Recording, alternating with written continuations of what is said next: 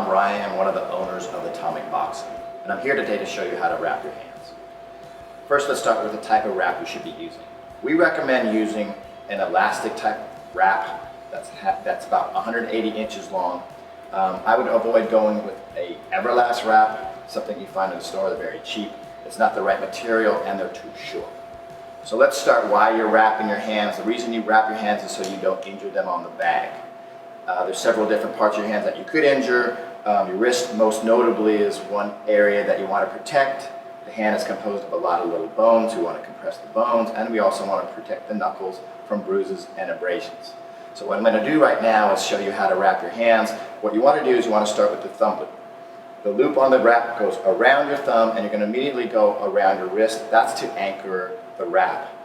Don't do this too tight, because if you do it too tight, you're going to cut the circulation off on your hand, and you're going to have to restart the wrap because it's going to be uncomfortable. So I go once or twice around the wrist. And then what I'm going to do is I'm going to come across the top of the hand, and I'm going to cover the knuckles. Don't come up too high across the fingers here. You want to basically cover the knuckles, and this is so that you can build a padding for your knuckles, so again, there's no bruises and abrasions while you're banging on the bag. Okay, so I do that about 3 or 4 times. And then what I'm going to do is I'm going to take the wrap and I'm going to go back around the wrist all the way around and stop here at the thumb knuckle.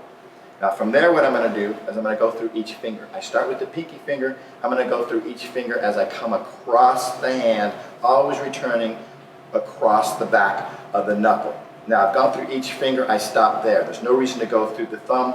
And then now what I'm going to do is I'm going to come back across the top of the knuckles and what I call cleaning it all up. Okay, so this is really foundation of the wrap. Now the rest of the wrap you have is going to support the rest of the hand and the wrist. So what I'm going to do is come across the hand here and do what I call this little crisscross action across the hand. We'll always have all of our members at Atomic Boxing wrap their hands. Our fusion kickboxing class is about 90 minutes of banging on the bag, so we don't want anybody to hurt their hands or wrists and end the class without any injuries. One more time across the top, and then what I'm going to do is I'm going to end the wrap right here on the wrist. Again, the wrist is the most important place to protect. The wrap stabilizes the wrist, so you're not going to have any injuries there. You don't need to come too high up on the arm. Basically focus here on the wrist, and then what you're going to do is close it off with the Velcro.